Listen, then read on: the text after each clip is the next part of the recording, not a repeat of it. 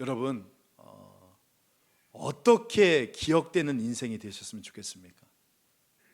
그 유명한 세익스피어의 작품 가운데 All's Well That Ends Well이라는 작품이 있습니다. 저 작품인데 저게 우리나라 말로 하면 무슨 뜻이냐면 끝이 좋으면 다 좋아 라는 뜻이에요. 끝이 좋으면 다 좋다. 어떠세요? 참 그 제목이 마음에 와닿는 작품이지 않습니까? 왜냐하면 그렇잖아요. 요즘 우리 주변에서 일어나는 일들을 보면 그 인생의 끝이 아름답기가 정말 얼마나 어려운지 우리가 뼈저리게 느끼게 되지 않습니까?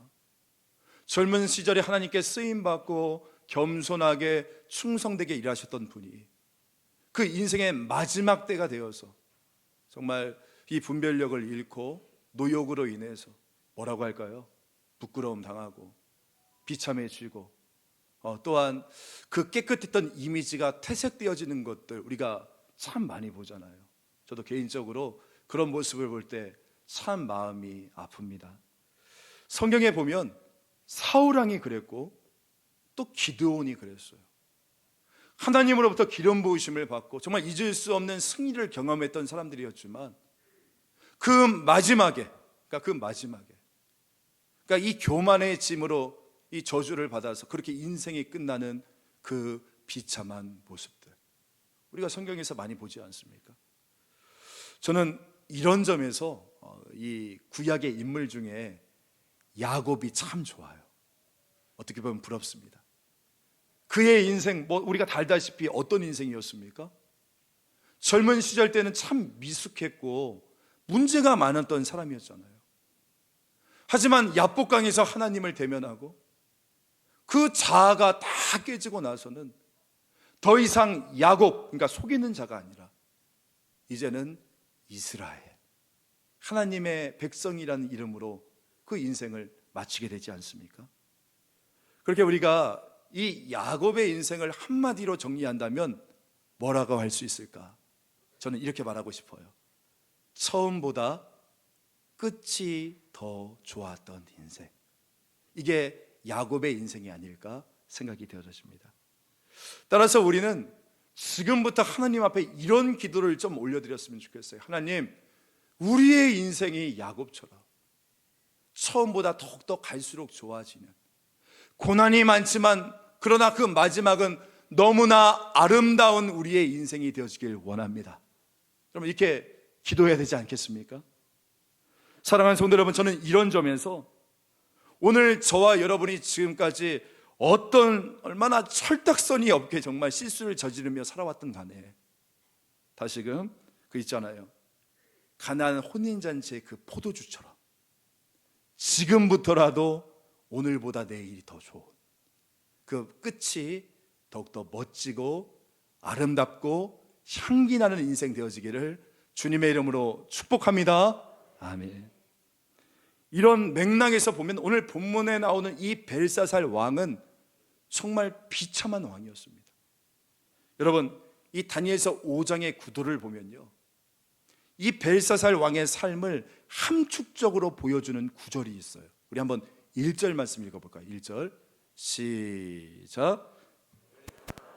그의 귀족 1000명을 초청하여 큰 잔치를 베풀고 그 1000명 앞에서 술을 마시니라. 여러분, 오늘 우리가 보는 이 다니엘서 5장의 1절, 그러니까 그 시작은, 이 벨사살 왕의 시작은 화려한 잔치를 여는 것으로 시작하지 않습니까? 시작은 성대한 잔치입니다. 자, 그런데 그 끝은 어떻게 되어지는가? 마지막 30절 쪽 볼까요?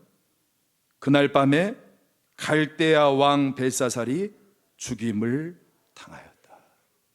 그날 밤, 여기서 강조하죠. 그날 밤에 벨사살이 죽임을 당하였다. 여러분, 오늘 본문에 등장하는 이 벨사살 왕의 인생이 어떤 인생이었다고요? 낮에는, 그러니까 그 시작은 성대한 잔치로 시작했는데 그 밤은, 그 끝은 비참한 죽음이었다는 겁니다. 여러분, 이게 지금 벨사살 왕의 인생이었다라고 우리에게 성경이 증언해 주고 있지 않습니까? 얼마나 비참합니까? 자, 그렇다면 오늘 우리의 질문이에요. 여러분, 지금 다니엘은 이 벨사살 왕이 그날 밤에 죽임을 당했다라고 강조를 하는데, 그렇다면 그날 낮에 도대체 무슨 일이 있었기에 이런 비참한 죽음이 그를 찾아오게 되었을까? 우리 같이 본문 속으로 들어가 보기를 원합니다. 여러분, 오늘 이 본문을 이해하기 위해서는 먼저 두 가지 질문을 던져야 됩니다. 첫 번째, 오늘 나오는 이 벨사살 왕은 누군가? 이걸 먼저 조금 우리가 알아볼 필요가 있고요. 두 번째는 지금 바벨론이 어떤 처지 가운데 있는가? 이것도 우리가 먼저 살펴봐야 됩니다. 우리 첫 번째, 벨사살이 누구냐? 우리가 이야기를 하는데 2절에 보니까 뭐라고 나오냐면 그의 부친 느부갓네살이라고 나와요. 그래서 느부갓네살의 아들이구나, 우리가 쉽게 생각할 수 있는데 아닙니다. 여러분, 오늘 여기서 이 부친이라고 나오는데 이 말은 아버지의 뜻이라기보다는 조상이라는 뜻을 가지고 있대요. 그래서 역사학자들은 이 벨사살은 느부갓네살 왕의 아들은 아니고 그의 외손자였다, 그렇게 얘기합니다. 그러니까 느부갓네살이 그의 할아버지였다. 이거 염두에 두시고 오늘 본문 같이 한번 볼게요. 또한 두 번째로, 지금 바벨론은 어떤 상황이었냐?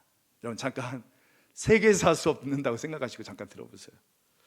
여러분, 오늘 본문은 지난주 4장의 말씀으로부터 거의 한 30년이 지난 BC 539년에 있었던 일입니다. 그러니까 앞장에 나왔던 느부갓네살은요, 이미 늙어서 죽었고 그의 아들인 에월 무로닥이라는 사람이 왕위를 잡았는데, 한번 가계도 한번 보여주실까요? 느부갓네살이 두 번째 왕입니다. 근데 그의 아들 에월 무로닥이 왕이 됐는데 보니까 재위 기간이 어떻게 돼요? 1년밖에 안 돼요. 왜냐? 쿠데타가 일어났어요. 저 녹색에 나와 있는 사람들이 쿠데타를 일으킨 사람입니다. 그래서 왕권을 빼앗깁니다. 저 쿠데타 세력이 한 8년 정도 왕권을 잡아요. 그러다가 이 느부갓네살의 사위 신분을 얻게 된, 그러니까 느부갓네살의 딸과 결혼했던 나보니두스라는 사람이 나오죠. 저 사람이 쿠데타 세력을 몰아내고 다시 왕권을 찾거든요. 이 나보니두스의 아들이 누구냐? 오늘 본문에 등장하는 벨사살이 되어지는 겁니다. 세계사를 보면, 이제 화면 내리셔도 좋겠어요. 여러분, 세계사를 보면 이 벨사살 왕은 바벨론의 마지막 왕은 아닙니다. 실은 그의 아버지 나보니두스가 바벨론의 마지막 왕입니다. 그런데 이 나보니두스가 이 쿠데타 세력을 몰아내고 이 왕위에 올랐을 즈음에는 이 바벨론의 국력이 거의 쇠했을 때예요. 여러분, 안 그랬겠어요? 왕위를 이 쿠데타 세력에게 내어주고 왕권을 찬탈하기 위해서 수많은 암투와 내부 분열이 있었으니까 당연히 나라의 힘이 빠졌겠죠. 그래서 이 나보니두스가 재위 기간 내내 주로 전쟁터를 넓힐 수밖에 없었습니다. 왜냐하면 지금 신흥 강국이었던 페르시아가 나타나서 바벨론을 삼키려고 했거든요. 자, 느부갓네살은 정복 전쟁을 벌였다면 나보니두스는 방어하기 위해서 전쟁을 벌였던 거예요. 그러니까 재위 기간 내내 늘 전쟁터에 나가 있었어요. 자, 그렇다면 질문, 왕이 왕궁이 없어. 그렇다면 누군가는 이 왕궁을 지켜야 되지 않겠습니까? 자, 그게 누구다? 바로 이 나보니두스의 맏아들이 되었던 벨사살인 거예요. 그래서 이 벨사살은 왕은 아니고 왕자입니다. 그래서 나중에 이 벽에 글씨가 써 있는 거 해독하는 사람에게 내가 셋째 통치자 준다고 하잖아요. 왜냐하면 첫 번째는 자기 아버지, 둘째는 자기, 그 다음에 셋째 통치자로 삼겠다. 그 이야기가 이런 맥락에서 나온 겁니다. 자, 세계사 수업은 끝났고 오늘 본문으로 한번 돌아가 봅시다. 자, 그런데 오늘 이 배경이 되어지는 BC 539년에는 역사적으로 정말 엄청난 사건이 있었습니다. 어떤 사건이냐면 바벨론의 나보니두스와 이 페르시아의 다리오 왕 들어보셨죠? 다리오 왕. 이 다리오 왕이 국가의 운명을 건 전쟁을 합니다. 자, 누가 이겼을까? 아무나 이겨라. 페르시아가 이깁니다. 바벨론이 완전히 전쟁에서 망하게 되어집니다. 그래서 오늘 5장의 배경은 어떤 상황이냐면 제가 한번 찾아보니까 역사학자들이 그렇게 이야기하더라고요. 페르시아의 대군 약 한 20만 명이래요. 20만 명이 지금 바벨론 성을 쫙 둘러싸고 포위하고 있는지 벌써 2년의 시간이 넘었던 그런 상황이었다, 그렇게 이야기를 합니다. 그러니까 지금 바벨론 성이 페르시아 군대에게 포위를 당한 지 2년이 지난 바로 그 상황 가운데 5장이 펼쳐지는 거예요. 자, 근데 여러분, 제가 이 설명드렸던 이 배경을 듣고 나서 오늘 5장 1절을 한번 보세요. 1절을 보니까 좀 어때요, 여러분? 뭔가 좀 이상하지 않으세요?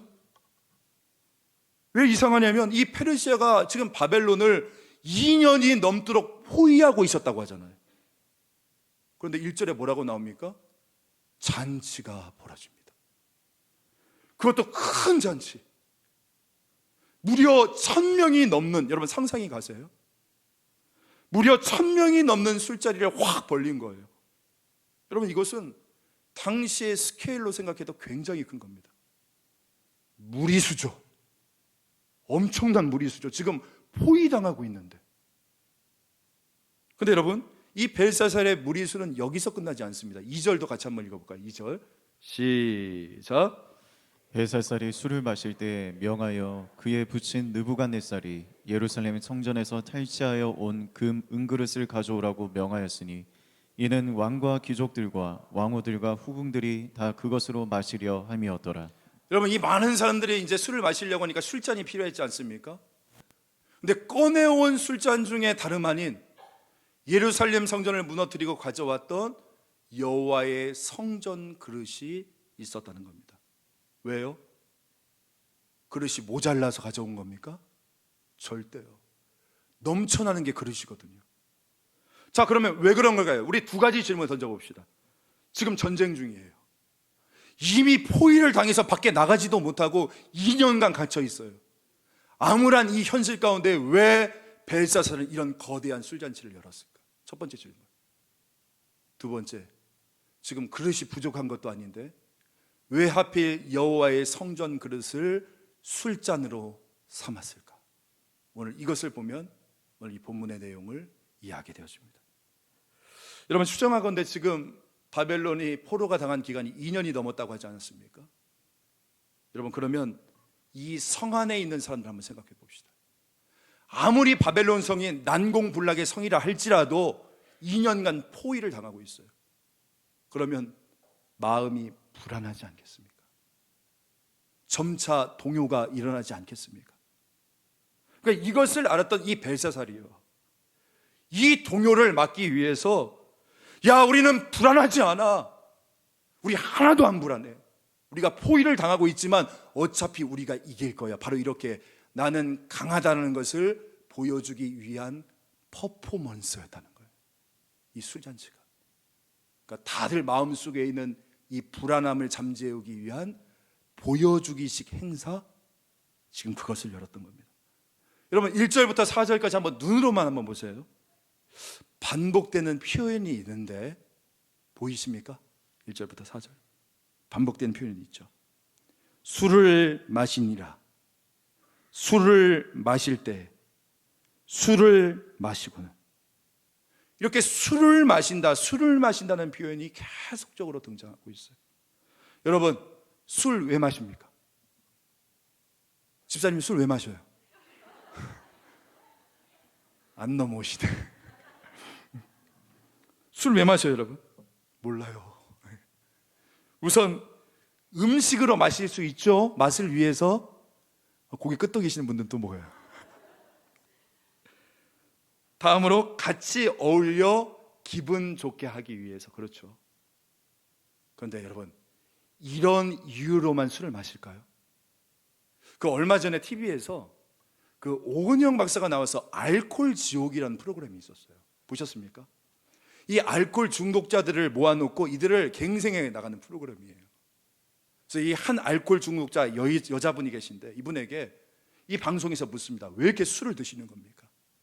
이분이 뭐라고 얘기하냐면 내 마음속에 있는 이 불안함과 두려움을 잠재우기 위해서 마신다는 거예요. 맨정신으로는 그것을 마주할 수 있는 용기가 없어서, 그러니까 너무나 괴로워서 그 괴로움을 잊기 위해서 술을 마십니다. 그렇게 이야기를 하더라고요. 여러분, 그렇습니다. 성경은요, 지금 아주 의도적으로 술을 마신다라는 표현을 사용함으로써 이 벨사살 왕이 겉으로는 나는 강해, 나 하나도 안 불안해, 우리가 이길 거야, 이게 보여주기 식으로 지금 이 술잔치를 열고 있지만 아이러니하게도 사실은 불안해서, 지금 이 모든 상황들이 두렵고 불안해서 지금 이 술잔치를 열고 있다는 것을 성경이 우리에게 암시해주고 있다는 거예요. 한마디로 쇼를 하고 있는 거죠. 다음으로 두 번째, 여러분, 그렇다면 왜 여호와의 성전 그릇을 술잔으로 삼았을까요? 백성들도 불안하고 있고 실은 벨사살 왕 자기도 너무나 불안하니까, 야, 이 불안감을 잠재우기 위해서는 나를 믿고 따라올 수 있도록 내가 얼마나 위대한지 백성들에게 뭔가 보여줘야 되는데 뭐가 있지? 아, 우리 할아버지 그 위대한 정복자 느부갓네살도 정말 어떻게 하지 못했던 저 여호와 하나님의 성전 그릇이 있었지, 가져와 봐라. 내가 여기다 술을 따라 마시면서 우리 정복자 느부갓네살도 아무것도 하지 못했던 이 여호와를 조롱하고 모욕하면서 내가 얼마나 대단한지를 보여주면 이 백성들도 나의 이 제왕적 카리스마를 보며 다들 안심하게 되어질 거야. 지금 바벨론이 페르시아의 포위당해서 불안에 떠니까 이 분위기를 반전시키기 위해서 지금 맞지도 않는 술잔치를 열고, 그리고 성전의 여호와의 성전 그릇을 지금 술잔으로 삼는 이와 같은 모습, 이것을 지금 보여주고 있지 않습니까? 사실은 그렇게 술을 마시고 있지만 어때요? 사실은 자기가 겁나게 불안해가지고 지금 자기가 이런 짓을 하고 있는 겁니다. 그와 같은 불안이 지금 오늘 얼굴로 표출된 거죠. 여러분, 이 얼굴의 정체가 뭐다? 바로 허세입니다. 허세가 지금 드러나고 있는 거예요. 여러분, 인생에 망해가는 사람일수록 보면요, 겉으로 보기에는 이렇게 객기 부리시는 분들이 많아요. 사업이 지금 망해가는데 오히려 더 사람들 앞에서 기죽지 않기 위해서 뭐 합니까? 외제차 타고, 명품 사고, 백화점 VIP 유지하고, 쥐뿔도 없으면서. 여러분, 이렇게 큰 소리 뻥뻥 치면서 허세를 부리는 이유가 무엇입니까? 사실은 불안해서, 내 모든 것을 잃을까 봐 두렵고 불안해서. 그 근저에는 뭐가 있어요? 그래요, 두려움과 불안함이에요. 이 불안함과 두려움이 나에게서 지금 허세라는 것으로 표출되고 있어요. 강한 척, 있는 척, 아무렇지도 않은 척, 나의 마음속의 내면의 불안함을 감추기 위해 드러나는 허세라는 거죠. 오늘 저는 이 벨사살의 모습을 보면서 저와 여러분의 모습을 바라보게 되었어요. 우리 그러지 않습니까? 내 안에 있는 내 마음속의 불안함, 이 두려움, 이거 남들에게 보이면 무너질 것 같거든요. 감추고 오히려 잊고 허세에 있는 자, 오늘 이 벨사살의 모습이 저와 여러분의 모습은 아닙니까? 그런데 여러분, 이때에 신비로운 일이 일어납니다. 5절 말씀 볼까요? 5절 이렇게 시작하죠. 그때에 라는 말로 시작해요. 그때에. 여러분, 이 그때가 언제입니까? 지금 벨사살 왕이 불안함 가운데 이 불안함을 잠재우기 위해서 거대한 술잔치를 열고 일부러 여호와의 성전 그릇을 술잔을 삼아 허세를 부리고 있는 바로 그때에, 오늘 5절 같이 한번 읽어볼까요? 시작. 그때에 사람의 손가락들이 나타나서 왕궁 촛대 맞은편 석회벽에 글자를 쓰는데 왕이 그 글자 쓰는 손가락을 본지라. 갑자기 거대한 손가락. 그러니까 원문에 보니까 손가락은 아니고 손바닥이더라고요. 이 손이 나왔던 것 같아요. 누구나 다 보이는 곳에, 아마 전광판이겠죠, 저런 곳에 거대한 손이 나와서 다 볼 수 있도록 글자를 쓰는데, 이걸 바라봤던 벨사살 왕이 어떤 반응을 보입니까? 6절 볼까요? 이에 왕이 즐기던 얼굴빛이 변하고 그 생각이 번민하여 넓적다리 마디가 녹는 듯하고 그의 무릎이 서로 부딪힌지라. 야, 저는 이 장면이 너무나 통쾌해요. 허세가 하늘을 찔렀던 이 벨사살 왕이 번민했다. 무슨 뜻입니까? 두려워하기 시작하는 거예요. 그러니까 사실은 자기의 마음속에 감춰두었던 두려움이 이제 밖으로 나오는 겁니다. 그리고 넓적다리 마디가 녹는 듯하고, 야, 표현 리얼하죠. 그리고 마지막 보세요. 그의 무릎이 서로 부딪힌지라. 여러분, 언제 한번 무릎이 서로 부딪히는 이런 두려움에 떠신 적 있습니까? 있으세요? 저는 처음 설교 강단에 섰을 때, 야, 이거 뭐 무릎이 바들바들 떨리는데 뒤에 또 담임 목사님이 앉아 계신 거죠. 근데 이게 주체가 안 됐는데 마치 막 그 김정열 씨 있잖아요. 숭구리 당나무수. 다리가 막 그렇게 떨리는 거예요. 이게 뭐 이렇게 하려고 해도 안 돼. 그걸 경험했거든요. 사실 지금도 강대상이 가려서 그렇지 제가 지금 뒤에서는 엄청 떨고 있습니다. 요즘으로 치면 이거 뭐라고 얘기할 수 있을까요? 오줌을 지렸다? 뭐 이 정도 아니겠습니까? 제가 이걸 보면서 얼마나 통쾌한지, 이 쬐끄만 게 말이에요. 아무것도 아닌 게 이때까지 하나님 앞에서 그렇게 허세를 부리고 술잔을 가지고 하나님을 조롱하더니 하나님의 임재 한방 앞에 오줌을 지려? 여러분, 그 다음 보세요. 벽에 쓰인 글자는 그 누구도 읽을 수도 해석할 수도 없었어요. 그러자 또다시 누가 소환이 되어지죠? 다니엘이 됩니다. 제가 말씀드렸죠. 지금 다니엘은 사장으로부터 30년이 지났습니다. 그의 나이 70대 후반이에요. 정계를 다 은퇴하고 초약 가운데 있던 다니엘을, 70대 후반의 다니엘을 다시금 부르는 겁니다. 그런데 다니엘이 그 글자의 해석을 말하기 전에 먼저 무엇을 말하는지 아십니까? 바로 선대 왕이었던 느부갓네살의 교만과 허세를 언급하기 시작합니다. 우리 20절과 21절 같이 한번 읽겠습니다. 시작.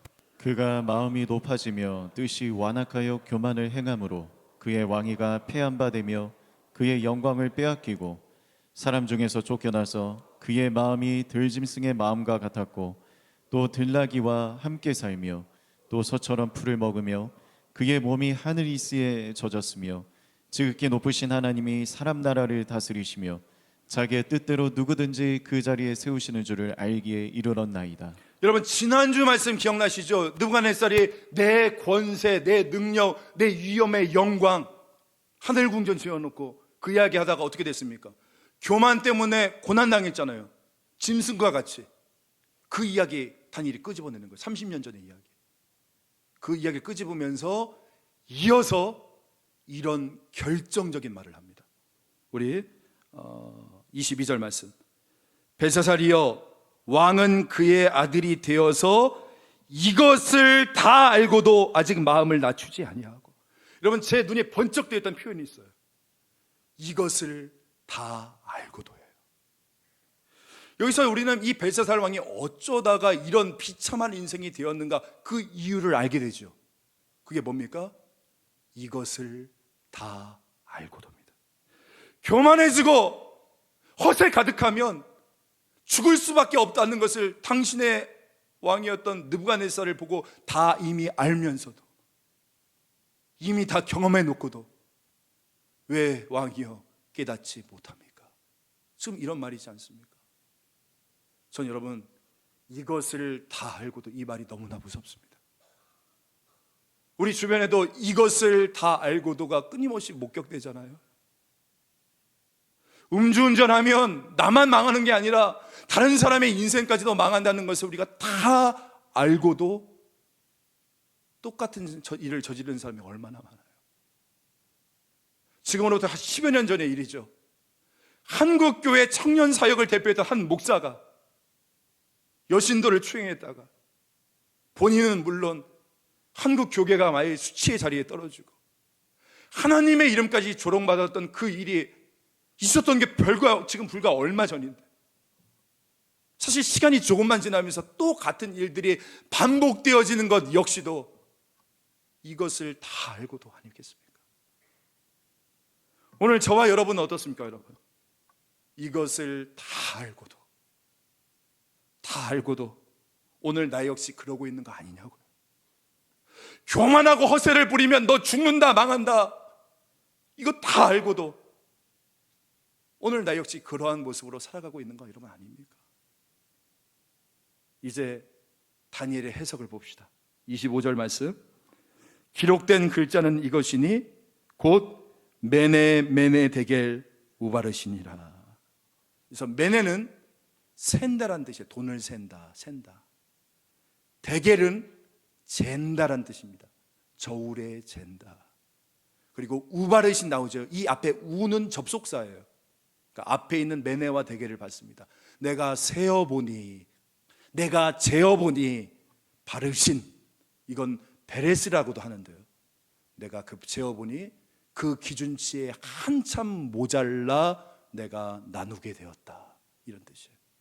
그러니까 한마디로 이런 거죠. 이 어리석은 자야, 내가 너를 셈하여 보니, 내가 너를 저울에 재보니 너는 함량 미달이다, 그 말씀하고 있는 겁니다. 여러분, 대한민국 여성이 가장 두려워하고 겁내는 게 있대요. 그게 뭔지 아십니까? 저울에 올라가는 거. 제일 두려워한다고 합니다. 여러분, 그런데 이 몸무게가 공개되어지는 것보다 더 두려운 것이 무엇이냐면 내 인생에 세 개의 저울이 있다는 거예요. 첫 번째, 내가 나를 재는 저울이 있어요. 두 번째는 남이 나를 재는 저울이 있어요. 그리고 마지막 세 번째는 하나님이 나를 재는 저울이 있단 말이에요. 저는 이게 너무나 두려웠어요. 하나님이 오늘 나를 재신다는 거예요. 오늘 이 순간 나를 재세요. 여러분, 내 자신의 무게는 어떻습니까? 여러분의 가정의 무게는 어떻다고 생각하세요? 우리 교회는 어떨까요?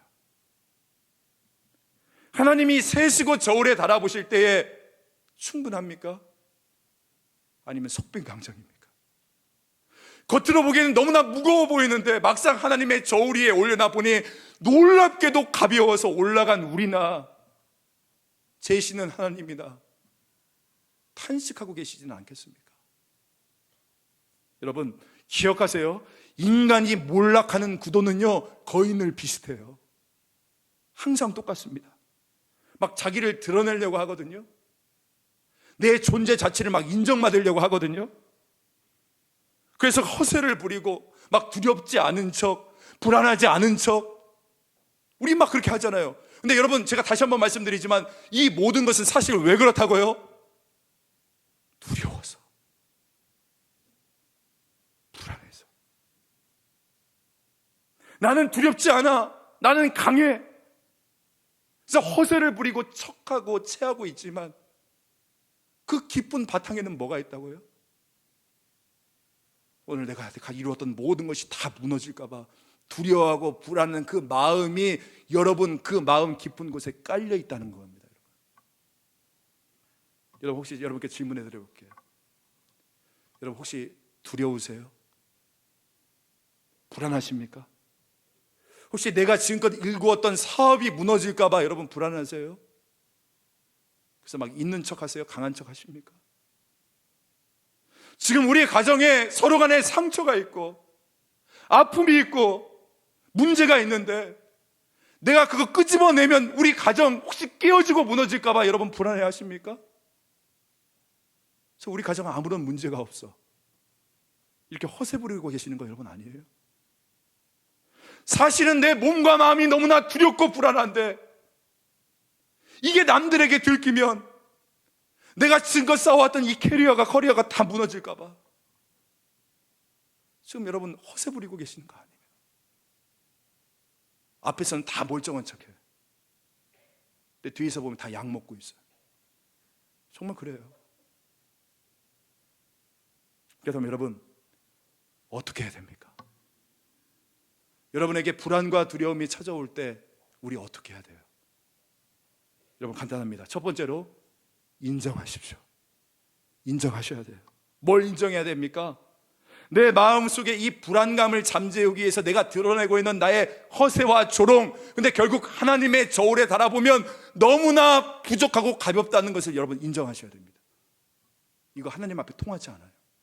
이거 인정하셔야 돼요. 내가 나를 가리기 위해서 지금 척하고 있는 거 하나님 앞에 완전히 드러납니다. 여러분, 그거 인정하십시오. 그러면 두 번째, 무엇이 필요합니까? 벗어야 돼요. 쓰고 있는 가면 여러분 벗으십시오. 허세라는 가면이 있죠. 나를 지금 포장하고 있는 그 껍데기 있죠. 여러분 그거 다 벗으십시오. 두렵지 않은 척해. 막 실은 누구보다 두려우면서 불안하지 않은 척하고 사실은 내가 너무나 지금 불안한데. 그래서 이 허세라는 가면으로 나를 가리고 있는 그 껍데기, 여러분 그 강한 척하는 여러분의 가면들을 다 벗어야 된다는 거예요. 그리고 마지막 세 번째, 여러분들께 권면합니다. 내 모습 이대로, 껍데기 벗었던 그 여러분의 있는 모습 그대로 십자가로 나가셔야 돼요. 이것밖에 없어요. 하나님, 내가 지금 아직까지 끊임없이 내가 악해서가 아니라 너무나 약해서 있는 척하고 강한 척하고 할 수 있는 척하고 있지만 주님, 사실은 제가 두렵습니다. 제가 불안합니다.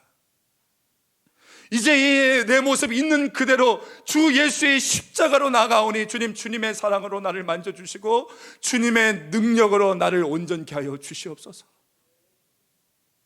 이거 고백할 수 있어야 돼요. 사실은 이게 저의 기도예요. 사실은 이게 저의 고백입니다. 목회를 하다 보면 종종 제 자신 안에 이런 두려움과 불안함이 찾아올 때가 있어요. 그럴 때마다 내 본성은 뭐라고 이야기하냐면, 아니야, 강한 척 해야 돼. 아니, 더 강해져야 돼. 약한 모습 보였다가는 큰일 나. 강함으로써 무언가를 이루려고 하는 그 욕구가 내 안에서 생긴단 말이에요. 그때마다 저는 기도합니다. 하나님, 십자가 외에는 제가 살 길이 없습니다. 십자가의 사랑으로 저를 만져주시고 제 마음속의 불안함과 두려움을 사라지게 하여 주시옵소서. 사랑하는 성도 여러분, 하나님은 내 안에 있는 이 불안감을 잠재우기 위해서 자꾸만 큰 소리 뻥뻥 치고 있는 저와 여러분에게, 가면 쓰고 있는 저와 여러분에게 하나님은 매내하시고 대결하시고 우바르신 하십니다. 너의 날은 이미 세워졌고 너의 함량이 부족한 것은 다 저울질 되었고 네가 아무리 노력해도 너는 다 빼앗기게 되어질 것이다 말씀하십니다. 얼마나 두려운 말씀입니까? 자, 그런데 내가 마땅히 받아야 될 이 죄의 심판, 여러분, 이 공의의 하나님의 심판을 예수 그리스도 앞에 가지고 나아가서 주 예수의 보혈의 은혜를, 능력을 의지하면 저는 믿어요. 저 갈보리 십자가에서 오늘 나를 대신해서 이미 내가 받아야 될 그 하나님의 공의를 대신 받으신 우리 예수 그리스도께서 매네 되게 우바르시는 오늘 나를 향한 하나님의 공의의 심판을 엘리 라마 사박다니 다 이루었다로 바꾸어 주실 줄 믿습니다. 말씀을 정리합니다. 혹시 내 자신에게서 조롱이 비춰집니까? 허세가 있습니까? 왜 그렇다고요? 사실은 내가 불안해서 그런 거예요. 두려워서 그런 겁니다. 그렇게 여러분, 불안해 있는 모습 그대로, 두려워하는 모습 그대로 십자가 앞에 나가세요. 약함을 자랑하십시오. 강함으로 감추고 있는 여러분의 약함 있잖아요. 허세로 감추고 있는 여러분의 약함 있잖아요. 십자가 앞에 가지고 나가라는 거예요. 그러면 내가 마땅히 받아야 될 그 하나님의 공의의 심판을 저 갈보리 십자가에서 오늘 나를 대신하여 받으신 예수 그리스도께서 오늘 저와 여러분을 품어주시고 안아주시고 십자가의 사랑으로 저와 여러분을 온전케 하여 주실 줄 믿습니다. 저 갈보리 십자가 앞에서 나의 모든 불안함과 두려움들 다 벗어버리고 우리 주님이 주시는 진정한 자유함을 누릴 수 있는 오늘 저와 여러분 되어지기를 주 예수의 이름으로 간절히 소망합니다.